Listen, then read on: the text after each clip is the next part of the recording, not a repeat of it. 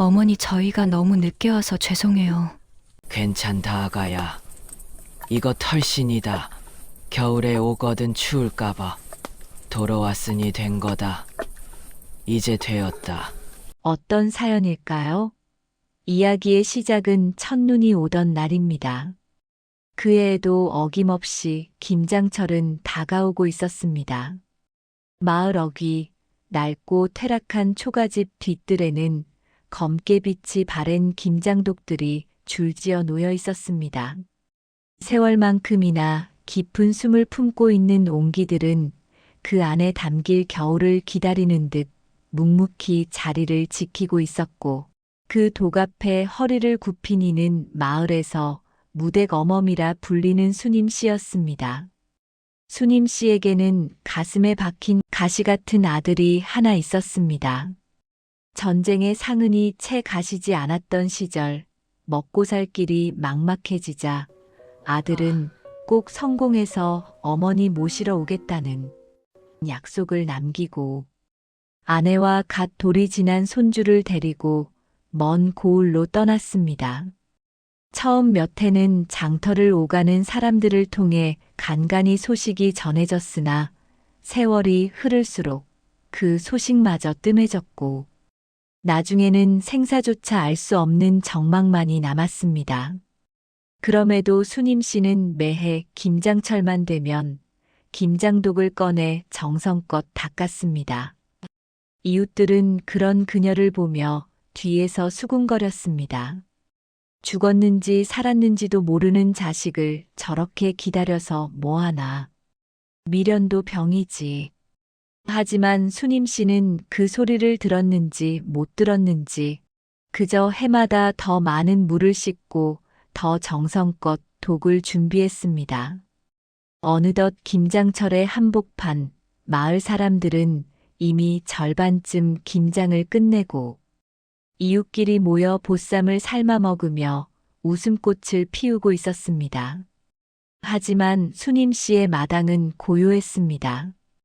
그녀는 늘 남들보다 늦었습니다. 기다리는 사람이 없으니 급할 이유가 없어서이기도 했지만 사실 그녀는 무 하나를 고르는 데에도 온 하루를 다 써버렸기 때문입니다. 찬 우물물에 잠긴 무는 하얀 살결을 더욱 단단히 여물게 하고 있었고 수님 씨의 손은 갈라진 틈 사이로 얼음 같은 물을 견뎌내며 물을 문질러 닦았습니다. 어멈, 무가 참 실하네. 지나가던 이웃이 건네는 의례적인 인사에도 그녀는 고개를 끄덕일 뿐 긴 말을 섞지 않았습니다.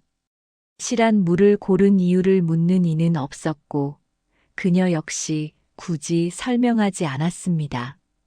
다만 그녀는 무 하나하나를 들어 올릴 때마다 유난히 조심스러웠습니다.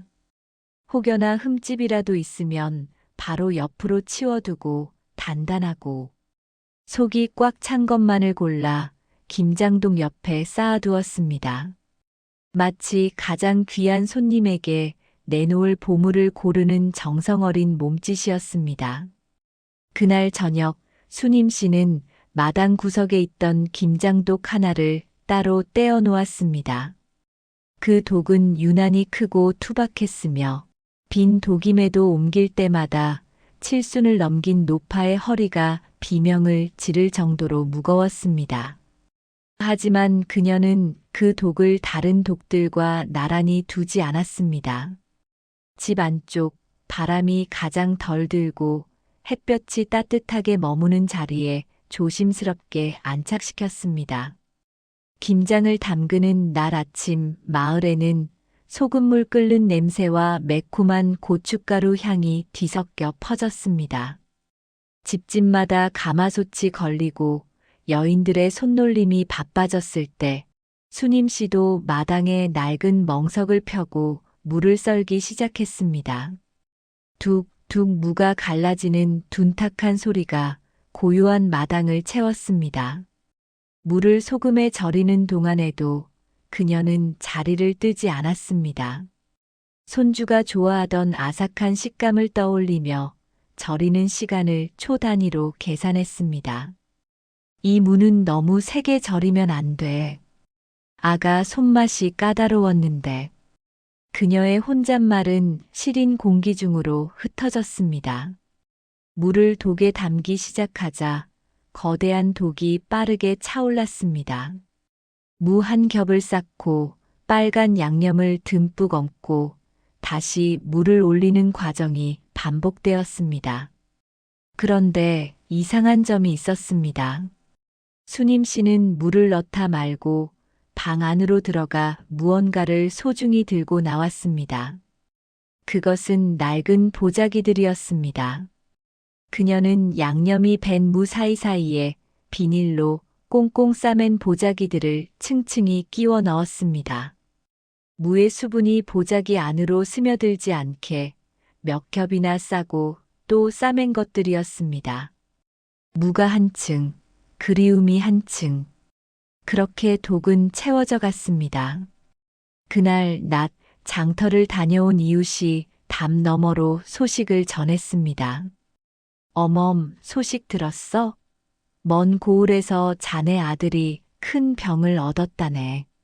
살림이 다 기울어서 며느리가 아이를 데리고 고향으로 올지도 모른다던데. 수님 씨의 손이 잠시 떨렸습니다. 하지만 그녀는 아무 말도 하지 않았습니다. 그저 무 하나를 더 집어들어 독 안으로 깊숙이 밀어 넣었을 뿐입니다. 독은 이제 단순히 무의 무게 때문이 아니라 20년 동안 억눌러온 어머니의 슬픔과 기도가 담겨 혼자서는 도저히 감당할 수 없을 만큼 무거워져 있었습니다. 저녁 무렵 김장독 뚜껑을 덮을 때 수님 씨의 이마에는 땀방울이 송골송골 맺혀 있었습니다.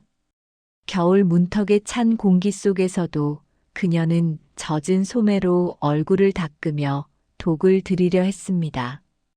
그래도 먹여야지. 오면 바로 먹여야지. 하지만 노쇠한 몸으로 그 거대한 독을 들어 올리는 것은 무리였습니다. 독을 들고 방 안쪽으로 한 걸음 내딛던 순간 그녀의 다리가 힘없이 풀렸습니다. 둔탁한 소리와 함께 독이 마당 바닥으로 떨어졌고 옹기 조각이 비산하며 마당에 깊은 금이 갔습니다. 놀란 이웃들이 담장을 넘어 달려왔습니다. 어멈, 이걸 왜 혼자 들려고 해? 허리 다 나가면 어쩌려고. 이웃들이 소리쳤지만 수님 씨는 쓰러진 채로도 깨진 독 주변을 더듬으며 울먹였습니다. 안 돼. 이거 깨지면 안 되는데. 우리 아들 올 건데. 이웃들이 힘을 모아 쏟아진 물을 치우고 독을 수습하려 했을 때 모두가 그 자리에서 얼어붙고 말았습니다.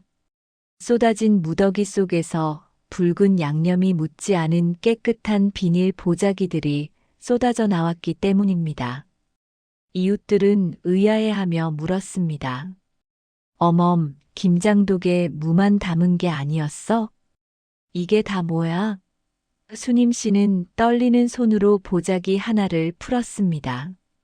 그 안에서는 이제는 색이 바래 노랗게 변해버린 아이의 베넷 저고리가 나왔습니다. 또 다른 보자기에서는 아들이 떠나던 날 아침에 남기고 간 낡은 수건과 며느리가 결혼 첫 해에 시어머니께 선물했던 해진 버선 한 켤레가 모습을 드러냈습니다. 사람들은 말을 잃었습니다. 김장독이 그토록 무거웠던 이유는 무 때문이 아니었습니다. 자식들이 떠난 뒤 어머니가 그들의 빈자리를 채우기 위해 20년 동안 모아온 추억과 언젠가 돌아올 그들을 위해 준비한 사랑이 그 안에 꽉 차 있었기 때문입니다. 겨울에 오면 추울까봐, 배고플까봐, 내 손으로 해준 밥 먹여서 재우고 싶어서 수님 씨의 낮은 목소리가 눈물 섞인 바람에 실려 마당을 메웠습니다. 구박만 하던 이웃들도 혀를 차던 사람들도 모두 고개를 숙였습니다. 무가 무거웠던 것이 아니라 어머니의 마음이 태산보다 무거워 독이 견디지 못했던 것입니다. 며칠 뒤 마을 어귀에서 아이의 자지러지는 울음소리가 들려왔습니다. 낡은 대문이 열리고 뼈만 남은 아들과 초라한 행색의 며느리가 들어섰습니다. 며느리는 수님 씨를 보자마자 마당에 주저앉아 통곡했습니다. 어머니, 저희가 잘못했습니다. 살려고 도망치듯 떠났는데 결국 이렇게 거지가 되어 돌아왔습니다. 수님 씨는 아무 말도 하지 않았습니다. 그저 며느리의 거친 손을 잡고 깨진 김장독 틈에서 꺼낸 따뜻한 털버선을 건넸습니다. 밥을 먹이지 않아도, 긴 설명을 하지 않아도 그 김장독은 이미 어머니의 20년을 다 말해주고 있었습니다. 그의 겨울은 유난히 추웠지만 수님 씨의 초가집 굴뚝에서는 끊임없이 따뜻한 연기가 피어올랐습니다. 아들은 어머니의 정성 어린 무김치를 먹으며 기운을 차렸고, 손주는 할머니가 독 속에 보관했던 옛 옷들을 구경하며 웃음꽃을 피웠습니다. 그 김장독 안에는 자식을 향한 어미의 마음이 태산처럼 담겨 있었습니다. 비록 독은 깨졌지만 그 안에서 흘러나온 사랑은 20년의 차가운 세월을 녹이고 한 가족을 다시 일으켜 세우는 기적의 명약이 되었습니다. 오늘도 우리들의 어머니는 어딘가에서 우리를 위한 김장독을 묵묵히 채워가고 계실지도 모릅니다.